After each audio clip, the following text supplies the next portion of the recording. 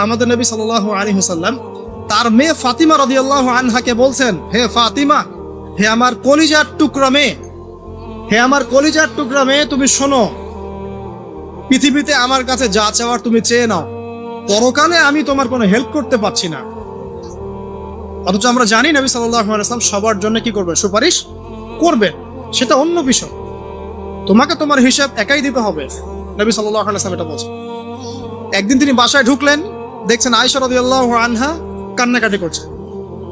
আয়েশা, বলে রাখি, আয়েশা রাদিয়াল্লাহু আনহা সম্পর্কে আমাদের নবীজি বলেছেন, তাকে প্রশ্ন করা হচ্ছে, আপনি পৃথিবীতে সবচেয়ে বেশি কাকে ভালোবাসেন? তিনি বলছেন আয়েশাকে। তারপরে কাকে ভালোবাসেন? আবু বকর। তারপর কাকে ভালোবাসেন? ওমর। কথা বুঝতে পারছেন? তো সেই আয়েশা রাদিয়াল্লাহু আনহা বাসায় কান্নাকাটি করছেন। তিনি বলছেন, কি জন্য কাঁদছো হে আয়েশা? আয়েশা রাদিয়াল্লাহু আনহা বলছেন, জাহান্নামের আযাবের ভয়ে আমি কাঁদছি। কি হবে ইয়া রাসূলুল্লাহ আমাদের সে শোনো। তখন আল্লাহর নবী তার স্ত্রীকে বলছেন, যাকে তিনি সবচেয়ে বেশি ভালোবাসেন, তাকে বলছেন, তিনটা ক্ষেত্র বা তিনটা জায়গা আছে যখন পৃথিবীর কোনো মানুষকে চিনতে পারবে না পরকালে, এমনকি আমিও তোমাকে চিনতে পারবো। সেটা কি?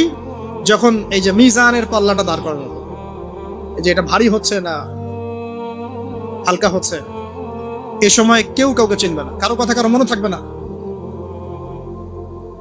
যে গার্লফ্রেন্ডের জন্য আপনি জীবন দিচ্ছেন তার কথা আপনার মনে থাকবে না। যে স্ত্রী সন্তানের জন্য আপনি সারা জীবন দুর্নীতি করে গেলেন তার কথা আপনার মনে থাকবে না। এমনকি যে স্ত্রীর কাছে আপনি অনেক প্রেমময় স্বামী, সেও আপনার কথা মনে রাখবেন যখন মিজানের পাল্লাটা উঁচু করা। দুই, যখন আমল নামা ছুড়ে দেওয়া হবে, আমল নামা এভাবে উন্মুক্ত করে ছুড়ে দেওয়া হবে, ইকরা কিতাবাক, তুমি আজকে তোমার কিতাব পড়ো, ওয়া কাফা বিনাফসিকা আল-ইয়াওমা আলাইকা হাসিবা, আজকে তুমি নিজেই তোমার নফসের হিসাব নেওয়ার জন্য যথেষ্ট। এই সময় আয়েশা, আমি তোমার কথা মনে রাখতে পারবো। একটা হচ্ছে যখন মানুষ পুলসিরাত পার হবে, তখন কেউ কারো কথা মনে রাখতে পারবে। এখান থেকে শিক্ষা কি? নূহ আলাইহিস সালামের পরিবারের সদস্য হয়েও তারা আল্লাহর আনুগত্য না করার কারণে জাহান্নামে যাচ্ছেন। লূত আলাইহিস সালামের পরিবারের সদস্য হয়েও ঈমান না আনার কারণে তারা কি করছেন? জাহান্নামে যাচ্ছেন। আমাদের শিক্ষা হচ্ছে আমাদের পরিবারগুলোর, যে আমাদের এই বংশ, আমাদের এই যে টাকা পয়সা, স্ট্যাটাস, রং, হ্যাঁ, বাড়ি গাড়ি, পলিটিক্যাল পদ, কোনো কিছুই আমাদেরকে আল্লাহর আযাব থেকে বাঁচাতে পারবে না যদি আমরা প্রকৃত মুসলিম মুমিন না হতে পারি। তো পরিবারের সদস্যদেরকে আল্লাহ পাক ঈমানদার হওয়ার তৌফিক এনায়েত করুন। এবার আসেন সামনে, আরো সামনে যান, দেখেন ওই যে ইব্রাহিম আলাইহিস সালাম, মনে আছে? বাবা হচ্ছে ওই সমাজের সবচেয়ে বড় লিডারের ডান হাত, নমরুদের ডান হাত। সে হচ্ছে মূর্তি পূজারীদের সর্দার, মানে মূর্তি সে বানাতো, স্ট্যাচু মেকার। ইব্রাহিম আলাইহিস সালামকে আল্লাহ পাক ওই ঘরেই জন্ম দিয়েছেন যেখানে তার বাবা একজন শিরকের কাণ্ডারি। ইব্রাহিম আলাইহিস সালাম তাকে বোঝানোর চেষ্টা করলেন, বাবা এটা শিরক, এটা শয়তানের কাজ, এখান থেকে ফিরে আসো, আমি তোমার জন্য আল্লাহর কাছে দোয়া করবো ইত্যাদি। বাবা তার কথা শুনলো না। এটা তো এমন না যে তিনি শুধু একবার বলেছেন, তিনি হয়তো বলতেই ছিলেন, একদিন দুই দিন না, কিন্তু বলতেই আছে। এক পর্যায়ে বাবা তাকে বের করে দিল বাসা থেকে, ফাহজুরহুম, এরকম করে ইব্রাহিম আলাইহিস সালামকে বের করে দেওয়া হয়। কিন্তু তিনি বললেন, সালামুন আলাইক, বাবা আপনার উপর শান্তি বর্ষিত হোক, হে আমার আব্বা আপনার প্রতি শান্তি বর্ষিত হোক, আমি আল্লাহর কাছে আপনার জন্য দোয়া করি। পরে যখন আল্লাহ পাক তাকে বললেন যে কোনো মুশরিকের জন্য তোমার দোয়া করার সম্ভাবনা পাবে না, তখন থেকে ইব্রাহিম আলাইহিস সালাম দোয়া করা বন্ধ করে দেন। এখানে দেখেন, ছেলে, একজন যুবক ছেলে, তার মধ্যে ঈমান এসেছে, সে তার পরিবারের চলমান শিরকের বিরুদ্ধে কথা বলছে, প্রয়োজনে সে সেখান থেকে স্কিপ করেছে, তাকে বের করে দেওয়া হয়েছে, সে চলে গেছে, তারপরেও কিন্তু তাওহীদের সাথে শিরকের আপোষ করে নেন ইব্রাহিম আলাইহিস সালাম। সামনে যান, ওই যে তার স্ত্রী হাজরা আলাইহিস সালাম তার সন্তান এবং স্ত্রীকে রেখে আসছেন কোথায় বলেন? মক্কায়, তাই না? মরুভূমিতে, খাবার নাই, পানিও নাই। এখন ইব্রাহিম আলাইহিস সালাম চলে যাওয়ার সময় তার স্ত্রী বলছেন যে আপনি কি আল্লাহর আদেশেই আমাকে ছেড়ে যাচ্ছেন? তিনি বলছেন হ্যাঁ। তখন তিনি বলছেন, আল্লাহ পাক আমাদেরকে ধ্বংস করবেন না ইনশাআল্লাহ। এখানে খেয়াল করে দেখেন, তারপর সাফা মারওয়া সাই করলেন, জমজম কূপ পানি বের হলো, সেখানে কমিউনিটি গড়ে উঠলো। ইসমাইল আলাইহিস সালামের ঔরস থেকে পরবর্তীতে মুহাম্মদ সাল্লাল্লাহু আলাইহি ওয়াসাল্লামের জন্ম হয়েছে ওই ট্রাইবের মধ্যেই। তো এখানে খেয়াল করেন, এই যে সন্তান ইসমাইল আলাইহিস সালাম, তিনি যখন একটু বড় হচ্ছেন তখন ইব্রাহিম আলাইহিস সালাম আসছেন এসে বলছেন আমি স্বপ্ন দেখেছি, ইয়া বুনাই আমি স্বপ্ন দেখেছি, ইন্নী আরা ফিল মানামি আন্নী আসবাহুক, আমি স্বপ্ন দেখেছি আমি তোমাকে জবাই করছি, ফানজুর মাদা তারা, তোমার কি রায় আমাকে বলো। তো এখন ইসমাইল আলাইহিস সালাম বলছেন, কিশোর ইসমাইল, ইয়া আবাতি, হে আমার বাবা, ইফআল মা তুমার, আপনি সেটাই করেন যা আল্লাহ আপনাকে আদেশ করেছে। সাতাজিদুনি ইনশাআল্লাহু মিনাস সাবিরিন, ইনশাআল্লাহ আপনি আমাকে সবরকারী পাবেন। কার কথা এটা? ইসমাইল আলাইহিস সালামের কথা। এখন খেয়াল করে দেখেন, ইসমাইল আলাইহিস সালামকে কিন্তু তার বাবা 24 ঘন্টা কাছে রেখে মানুষ করেন নাই। কারণ তিনি থাকতেন ওই যে প্যালেস্টাইনে, সেখানে আরেকজন স্ত্রী আছেন সারা আলাইহিস সালাম, আসা যাওয়া করতেন। মূলত তাকে মানুষ করেছে তার মা হাজারা আলাইহিস সালাম।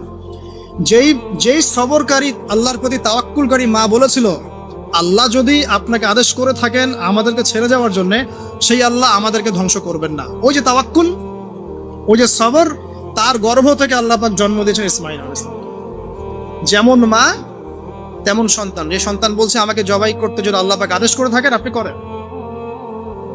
তো ঘরের মধ্যে স্ত্রীরা, আমাদের ঘরের স্ত্রীরা যদি হাজারা আলাইহিস সালামের মতো না হতে পারে, সবরকারিনী এবং আল্লাহর প্রতি তাওয়াক্কুলকারিনী, আমাদের বোনেরা, আমাদের মায়েরা যদি হাজারা আলাইহিস সালামের মতো সবরকারিনী হতে না পারে, আল্লাহর প্রতি তাওয়াক্কুলকারী হতে না পারে, তাহলে তাদের গর্ভ থেকে কশ্চিন কালেও ইসমাইলের জন্ম হবে না। কথা বুঝতে পারছেন? তাদের গর্ভ থেকে কশ্চিন কালেও ইসমাইলের মতো সন্তানের জন্ম হবে না এবং ইসমাইলি প্রজন্ম গড়ে উঠবে না। এজন্যই আপনি তাকিয়ে দেখেন ম্যাক্সিমাম পরিবারের সন্তান এখন বেলাইনে চলে গেছে। কারণ কি জানেন? মায়ের সমস্যা আছে। শুধু বাপেই সমস্যা থাকে না, মায়েও সমস্যা থাকে। মায়ের ফিতরাত সন্তানের মধ্যে চলে আসে। তো নারীরা যদি আল্লাহর আনুগত্যশীলা না হয়, মুমিনা মুসলিমা, 5 ওয়াক্ত নামাজ পড়া, লজ্জাস্থানের হেফাজত করা, খাস পর্দা করা, হ্যাঁ, স্বামীর আনুগত্যকারী, প্রেমময়ী, তারা যদি না হতে পারে, সবরকারিনী, তাওয়াক্কুলকারিনী, তাহলে ওই মায়েদের গর্ভ থেকে আপনি ইসমাইলের মতো সন্তান কিন্তু পাবেন না। ইল্লা মাশাআল্লাহ, ইল্লা মাশাআল্লাহ। আরো সামনে যান, দেখেন নবী মুসা আলাইহিস সালাম একজন ব্যক্তিকে একটা ঘুষি দিয়েছেন, সেই ব্যক্তি ওইখানে স্পট ডেড। আর ফেরাউনের লোকজন তাকে ধাওয়া করছে। মুসা আলাইহিস সালাম মিশর থেকে চলে গেলেন মাদিয়ান নামক জায়গায়। মাদিয়ানে আরেকজন নবী আছেন, তার নাম হচ্ছে শুআয়ব আলাইহিস সালাম। সেখানে গিয়ে তিনি গাছের নিচে বসে আছেন। দেখলেন দুজন মেয়ে দূরে দাঁড়িয়ে আছে, পানি নেয়ার মতো চান্স পাচ্ছে না। ওই কওমের লোকজনের শক্তি বেশি, তো তিনি একটু শক্তিশালী ছিলেন, মুসা আলাইহিস সালাম। তিনি গেলেন, গিয়ে শক্তি খাটিয়ে ওদেরকে পানির ব্যবস্থা করে দিলেন। দিয়ে আবার সেই গাছের এখানে এসে বসলেন, বসে আল্লাহর কাছে দোয়া করছেন, রব্বি, হে আমার রব, লিমা আনজালতা ইলাইয়া মিন খায়রিন ফাকির। এখানে কিন্তু তার কোনো গৃহ নাই, থাকার জায়গা নেই, খাওয়ার কিছু নাই, কোনো পরিচিত কেউ নাই, একদম নিঃস্ব শূন্য হাতে হাত উঁচু করে আল্লাহর কাছে বলছেন, রব্বি ইন্নী লিমা আনজালতা ইলাইয়া মিন খায়রিন ফাকির। হে আল্লাহ, আপনি আমার উপর যে অনুগ্রহটা বর্ষণ করবেন, আমি এর জন্য ভিখারি হয়ে বসে আছি। এবার আল্লাহ পাক ওই একটা মেয়েকে পাঠালেন। ওই মেয়েটা আসলো লাজুক ভঙ্গিতে, লজ্জাশীলতা, চোখ নিচু করে। এই যে এখনকার এই যে ব্লাউজ ছাড়া শাড়ি পরা জেনারেশন না, এরা চক্ষু নিচু করে আসলেন। এই হাঁটাটাকে আল্লাহ পাক প্রশংসা করেছেন। সে লজ্জাশীলতার সাথে হেঁটে আসলো, এসে মুসা আলাইহিস সালামের সামনে দাঁড়িয়ে চক্ষু নিচু করে বলল যে আমার বাবা আপনাকে ডাকছেন, আমার বাবা আপনাকে ডাকছেন। এই লজ্জাশীলতা মেয়েদের মধ্যে কোথায় পাবেন এখন? একটা হাদিস আছে, যখন তোমার মধ্যে লজ্জা থাকবে না, তোমার দ্বারা যে কোনো পাপ করা সম্ভব। হাদিস আছে, যে কোনো পাপ করা সম্ভব। বিকিনি পরেও কয়দিন পর ঘুরবে এরা, আমি বলে দিচ্ছি, দেখে নিয়েন ইনশাআল্লাহ। এবং এই আন্দোলন করতে করতে এক পর্যায়ে এমন একটা অবস্থা হবে, দেখবেন যে ওটা পরেও রাস্তায় ঘুরছে। মানে ওরা দেশটাকে ওই আমেরিকান এবং ব্রিটেনদের পশ্চিমা সংস্কৃতির রঙে সাজাতে চায়। আর এই নোংরা অসভ্যতার নাম দিয়েছে প্রগতিশীলতা। শয়তান অনেক বেশি প্রগতিশীল ছিল এবং এখনো আছেও। ওই মেয়ের হেঁটে আসাটাকে আল্লাহ প্রশংসা করছেন। আসার পরে তিনি যখন বলছেন আমার বাবা আপনাকে ডাকছেন, তিনি গেলেন, তখন ওই শুআয়ব আলাইহিস সালাম বলছেন যে আমার এই দুই মেয়ের মধ্যে একজনকে আমি তোমার সাথে বিয়ে দিতে চাই। মুসা আলাইহিস সালাম সেখানে বিয়ে করলেন। শর্ত হচ্ছে 8 থেকে 10 বছর তাকে তার ফার্মে চাকরি করতে হবে, কৃষিকাজ মানে গবাদি পশুর এখানে 8 থেকে 10 বছর তাকে সার্ভিস দিতে হবে, এটাই মোহর। তো এটা আমি এখন বুঝি যে মুসা আলাইহিস সালামকে আল্লাহ পাক এই যে রাখালির কাজ করিয়েছেন কেন জানেন? কারণ এই কাজগুলো মানুষের ধৈর্য বাড়ায়। মুসা আলাইহিস সালামকে পরে আল্লাহ পাক বড় একটা দায়িত্ব দিবেন, এই কারণে তাকে ট্রেনিং দিচ্ছেন এখানে। তাকে আরো বড় একটা জাতিকে সামলাতে হবে যারা আরো অনেক বেশি উদ্ধত, অনেক বেশি গবাদি পশুর মতো। তারা কারা? ওই যে বনু ইসরাইল। চোখের সামনে দেখলো আল্লাহ পাক ফিরআউনকে ডুবিয়ে দিলেন, তারপরে 40 দিনের মধ্যে আবার শিরিক করা শুরু করে দিল। আমাদের নবী মুহাম্মদ সাল্লাল্লাহু আলাইহি সাল্লামকে একজন কষ্ট দিয়েছিল, তো কষ্টটা এত ডাইরেক্ট দিয়েছে, এসে বলেছে আপনি ইনসাফ করেন হে মুহাম্মদ সাল্লাল্লাহু আলাইহি ওয়াসাল্লাম, আপনি ইনসাফ করেন, আপনি ইনসাফ করছেন না। তো সাহাবীদের চোখ মুখ লাল হয়ে গেল যে এত বড় কথা নবীকে বলে। তখন নবী সাল্লাল্লাহু আলাইহি ওয়াসাল্লাম বলছেন, দাঁড়াও, আমার ভাই মুসাকে তার কওম আরো অনেক বেশি কষ্ট দিয়েছে। মানে মুসা আলাইহিস সালামের কষ্টের কথা চিন্তা করে আমাদের নবী সান্ত্বনা নিচ্ছেন, যেটা তো কিছুই না। মুসা আলাইহিস সালামকে তার কওম আরো অনেক বেশি কষ্ট দিয়েছে। তো এই কওমকে সঠিক পথে চালানোর জন্য আল্লাহ পাক 8 বছর তাকে রাখালি করিয়েছেন। আপনারা জানেন কিনা জানি না যে বেশিরভাগ নবী কিন্তু কৃষিকাজ করেছেন, এটা জানেন? তো যারা কৃষিকাজ করছেন আপনারা এখানে নিজেকে হীনমন্যতায় ভোগার, ছোট মনে করার কোনো সুযোগ নাই। আপনি একটা নোবেল প্রফেশনের মধ্যে আছেন, খাঁটি প্রফেশনের মধ্যে আছেন, ঠিক আছে? তো দেখেন, এবার মুসা আলাইহিস সালাম একজন ভালো গার্ডিয়ান পেলেন, তার নাম শুআয়ব আলাইহিস সালাম। সেখানে বাড়ি পেলেন, সেখানকার জামাই, তিনি চাকরি করছেন, মানে তার সবকিছুই অনুকূলে। ওই যে দোয়া কিন্তু কবুল হয়ে গেল। সতী পুত পবিত্র একটা মেয়ে আল্লাহ পাক তাকে দিয়ে দিলেন। কারণ মুসা আলাইহিস সালাম ছিলেন অনেস্ট, মুসা আলাইহিস সালাম ছিলেন একজন সৎ ব্যক্তি, অনেস্ট, যিনি কখনো অশ্লীল কোনো পথে পা বাড়ান নাই। ঠিক তেমন একজন মেয়েকে আল্লাহ পাক তার জীবন সঙ্গিনী করে দিলেন। তাই আমাদের শিক্ষা হচ্ছে, আমরা যদি নিজেদেরকে পবিত্র রাখতে পারি, তোমাদেরকে বলছে ইনশাআল্লাহ তুমি তোমার জীবনে পুত পবিত্র নেককার স্ত্রী পাবে। কিন্তু তোমরা যদি এখনকার এইসব প্রলোভনে পড়ে যে না মদ, পর্ন, হাবিজাবি সবকিছুর মধ্যে ঢুকে যাও, মাদক ইত্যাদির মধ্যে, পুত পবিত্র নারী আসবে না। দেখবা যে এমন নারী তোমার জীবনে আসছে যে নিজেও পবিত্র না। কিফাউন কিরাম, আল্লাহ পাক ব্যালেন্স করেন সবসময়, ইল্লা মাশাআল্লাহ। শুধু তাই নয়, শুআয়ব আলাইহিস সালামের মতো একজন গার্ডিয়ান তিনি পেলেন, যিনি তাকে দ্বীনের পথে হেল্প করলেন। পরবর্তীতে মুসা আলাইহিস সালাম নবী হলেন। এখান থেকে একটা প্রমাণ আছে, দলিল, সেটা হলো বাড়ির গার্ডিয়ান যদি দিনদার হয়, শুআয়ব আলাইহিস সালামের মতো সাপোর্টিং হয়, পরিবারবর্গকে দ্বীনের জন্য সাপোর্ট করছে, সেই পরিবারের মধ্যে শান্তি আসবে ইনশাআল্লাহ। এবং সেই পরিবারের যুবকরা সৌভাগ্যবান, যুবতীরাও সৌভাগ্যবান, সেই পরিবারের সন্তান সন্ততিরা সৌভাগ্যবান। তাই পরিবারের গার্ডিয়ান যারা আছেন, আজকের খুতবা শুনছেন, আপনারা সাপোর্টিভ হন, পরিবারকে দ্বীনের ক্ষেত্রে সাপোর্ট দেন, একটা ভালো প্যারেন্টিং করেন, আর সন্তানদেরকে সুন্দর প্যারেন্টিংস এর মধ্যে নিয়ে আসেন। আসুন সামনে যাই, এবার একটু কনক্লুশনের দিকে যাচ্ছে। আসেন, তো কোরআনের পরতে পরতে এরকম দলিল আছে। আরো দেখবেন, ইয়াকুব আলাইহিস সালাম মৃত্যুবরণ করছেন, সন্তানদেরকে ডেকে বলছেন যে আমার পরে তোমরা কার ইবাদত করবে। মানে তিনি কনসিয়াস যে আমার পরে বাচ্চা কাচ্চারা আবার যেন বিভ্রান্ত হয়ে না যায়, তোমরা কার ইবাদত করবে ডেকে বলছেন। আর আমরা ওই সময় ডেকে বলতাম যে আমার ব্যাংকেরে 10 কোটি টাকা আছে, 1 কোটি ওকে দিস, 1 কোটি ওকে দিস, হ্যাঁ আমার জমি জমা এগুলা আছে, ওকে এটা দিস, ওকে এটা দিস। উনি ডেকে বলছেন তোমরা আমার পর কার ইবাদত করবে। সন্তানরা বলছে আমরা এক আল্লাহর ইবাদত করব, যার ইবাদত আপনি করেছেন, আপনার পিতাও করেছেন। সচেতন গার্ডিয়ান। সামনে যান, আপনি দেখবেন ইউসুফ আলাইহিস সালাম, যিনি যে জেলখানায় বন্দী হলেন, পরে মিশরের খাদ্যমন্ত্রীর দায়িত্ব পেলেন, তার বাবা ইয়াকুব আলাইহিস সালাম কাঁদতে কাঁদতে চোখ অন্ধ হয়ে গেল। দেখেন, যখন ইউসুফ আলাইহিস সালাম তার ভাইদেরকে বললেন এই যে রুমালটা, এই রুমালটা নিয়ে যাও, আমার বাবার চোখের উপরে দিবে, ইনশাল্লাহ সে দৃষ্টিশক্তি ফিরে পাবে। এটা পড়েন নাই মনে হয়, সূরা ইউসুফের মধ্যে আছে। এই রুমালটা যখন আমার বাবার চোখের উপর দিবে, তখন সে তার দৃষ্টিশক্তি ফিরে পাবে। তখন ওই রুমালটা যখন তারা বহন করে নিয়ে আসছেন, অন্ধ ইয়াকুব আলাইহিস সালাম তিনি বলছেন যে আমি দূর থেকেই ইউসুফের গন্ধ পাচ্ছি। সূরা ইউসুফ আর জুলাইখার প্রেম কাহিনী নয়। সূরা ইউসুফ হচ্ছে তার পিতা ইয়াকুব আলাইহিস সালাম এবং এই যে তার ছেলে ইউসুফ আলাইহিস সালাম, তাদের মধ্যে ভালোবাসার কাহিনী। এটা ভালো করে পড়েন, ভালো করে বুঝবেন। এখানে পিতার সন্তানের ভালোবাসাকে বোঝানো হয়েছে। এত ভালোবাসেন তিনি সন্তানকে।